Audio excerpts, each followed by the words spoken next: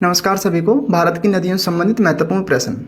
तो पहला है, भारत की किस नदी को जैविक मरुस्थल अथवा बायोलॉजिकल डेजर्ट के नाम से भी जाना जाता है?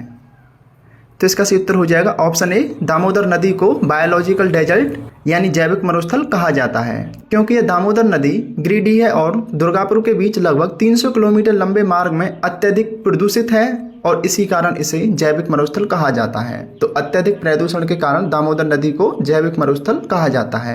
इसको याद रखना इम्पोर्टेंट है। नेक्स्ट है, भारत में सबसे बड़ा नदी मुख किस नदी के मुहाने पर है? तो इसका सही उत्तर हो जाएगा ऑप्शन सी, हुगली नदी के मुहाने पर। आपको बता दें कि नदी मुख वे स्थान होते हैं जहां ताज़ा पानी समुद्र के खारे पानी में मिलता है, यानी नदी का पानी जहां समुद्र में मिलता है उसी को नदी मुख कहा जाता है, यानी मुहाना। अगला है, पंजाब के निर्माण में सबसे महत्वपूर्ण नदी कौन सी है? तो इसका सही उत्तर हो जाएगा ऑप्शन बी, सिंधु नदी, जो कि हिमालय पार की नदी के नाम से भी जानी जाती है। नेक्स्ट है, निम्नलिखित में से कौन सी नदी अपने मार्ग में परिवर्तन के लिए जानी जाती है अथवा परिवर्तन के लिए कुख्यात है? तो सही उत्तर हो जाएगा ऑप्शन डी, कोसी नदी। इसी को बिहार का शोक भी कहा जाता है, क्योंकि यह बिहार में काफ़ी मात्रा में तबाही मचाती है और बाढ़ लेकर के आती है।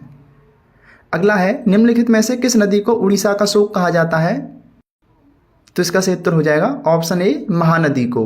और महानदी को छत्तीसगढ़ की गंगा और उड़ीसा का शोक कहा जाता है, क्योंकि उड़ीसा में ये काफ़ी मात्रा में तबाही लेके आती है और इसका उद्गम स्थल छत्तीसगढ़ में सिहावा नामक चोटी से है।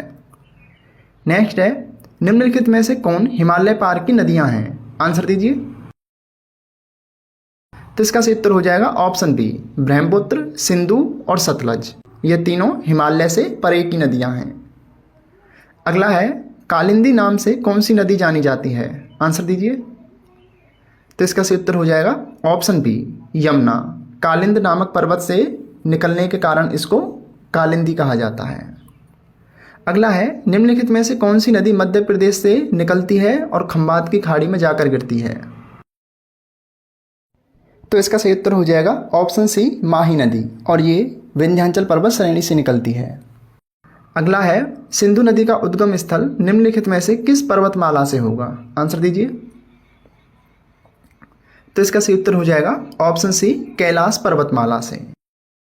नेक्स्ट है, बेतवा नदी किसकी सहायक नदी है? तो इसका सही उत्तर हो जाएगा ऑप्शन बी, यमुना की। और ये बेतवा नदी मध्य प्रदेश में रायसेन जिले के कुम्हारा गांव से निकलती है और ये यमुना में जाकर मिल जाती है और यमुना नदी गंगा नदी में जाकर मिल जाती है। अगला है, इन पश्चिम वाहिनी नदियों में से कौन दो पर्वत श्रेणियों के बीच बहती है?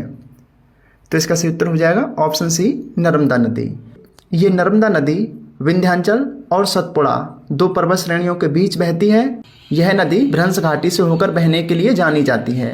नर्मदा और ताप्ती दोनों ही नदियां भ्रंश घाटी से होकर बहती हैं, क्योंकि ये बीच में पर्वत चोटियों से होकर के बहती हैं। तो ये आपके नदियों से संबंधित महत्वपूर्ण प्रश्न थे। इससे पिछले सारे प्रश्न आपको हमारे YouTube चैनल शिक्षा मेरी दोस्त पर मिल जाएंगे। ये भारत भूगोल की आपके लिए एक फ्री ऑफ कॉस्ट सीरीज चलाई गई है, जिसमें आपको सभी महत्वपूर्ण प्रश्न और नोट्स प्रोवाइड कराए जा रहे हैं। तो आप अच्छे से पढ़िए, अच्छी तैयारी कीजिए। हमारे YouTube चैनल शिक्षा मेरी दोस्त को जरूर सब्सक्राइब कर लीजिए, ताकि आने वाले नोट्स और वीडियो आप लगातार जरूर पहुँचते रहें।